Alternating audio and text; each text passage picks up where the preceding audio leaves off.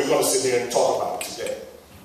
I have not. I've been on the radio and I kind of talk around it, and out of respect out of my colleagues. But if the colleagues don't have respect for me, you know, why should I have respect for anybody else?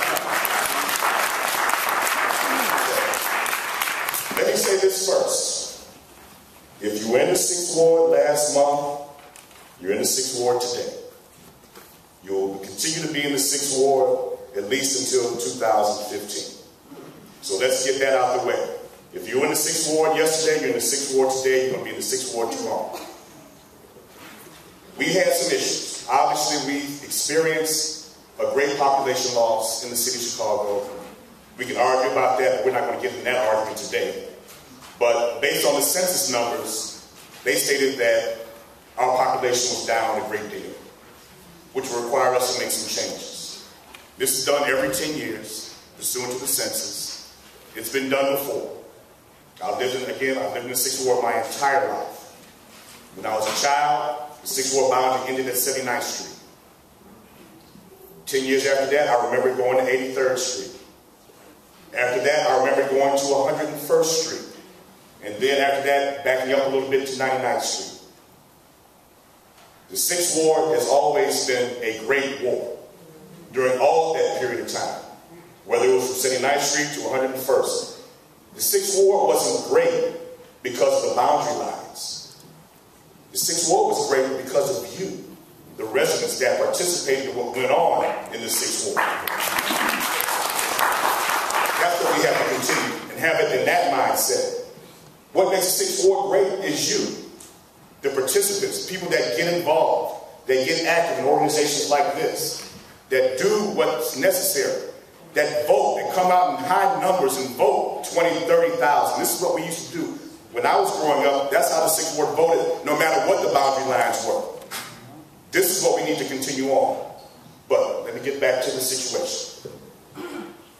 Several months, we had MAP. Ever since I got inaugurated in May, we had MAP meetings starting in June because it was a critical time. And it was an awkward time because, you know, you're just getting assimilated, trying to get an office, you know, put desks and chairs and waiting for the city's computers to come. And then all of a sudden, I got to go to remap meetings.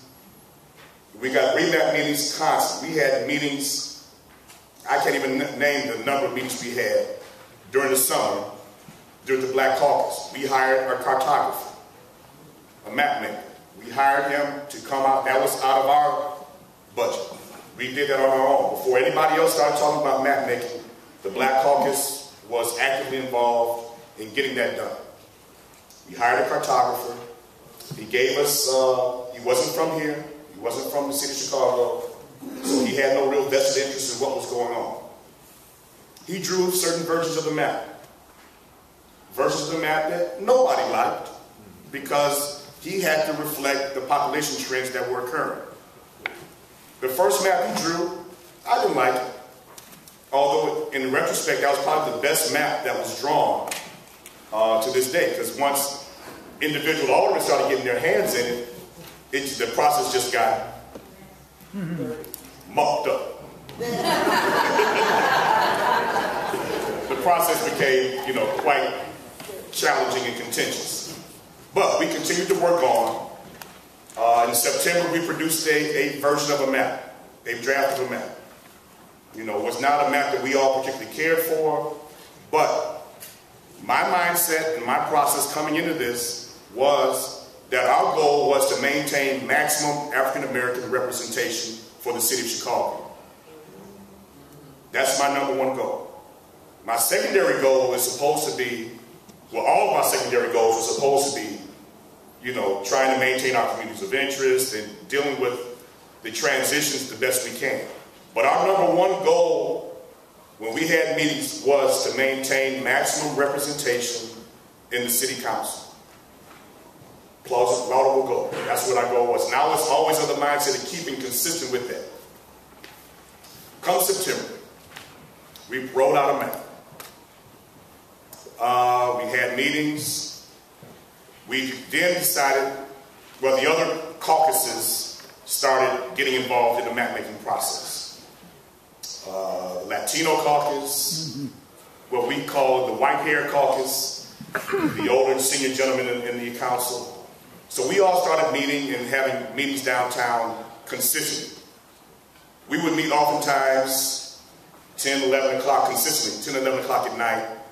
I gained about 20, 25 pounds in this process because we would sit around all day arguing about our maps and eating. That's what we did.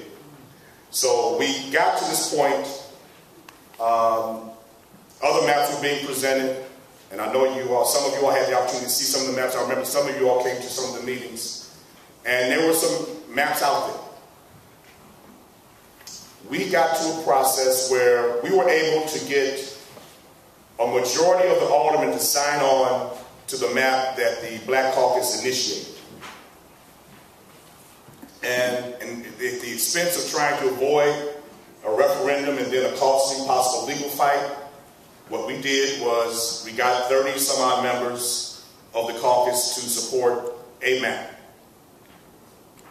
We got and had public hearings on that. So what happened then, we were getting to the deadline.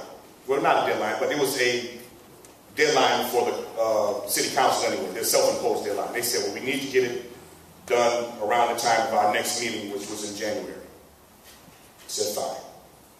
Everybody was then trying to fine-tune their maps. I was in the map room one day with a couple of my colleagues. And as you all saw, my map, the map that the Black Caucus proposed ended at 87th Street. I think most of you all saw that. We're not particularly happy about that, but my goal, if you're going to take things away from it, I understood what people were losing population, and they need to shift north because we were abutting a ward that abuts the city limits. They have nowhere else to go but north to us. I understand that. And I'm not an obstructionist to that point. I understand that, but if you're going to take a community, I'd rather you take the entire community so the communities of interest will at least stay together. So I said, okay, just don't, my only thing was don't mess with Chatham. Let me keep Chatham in sync as a whole community. Chatham and Park Manor, at least I got 2 of my 5, 6 communities intact. The 6th Ward is unique in that we have community organizations comprising the entire 6th Ward.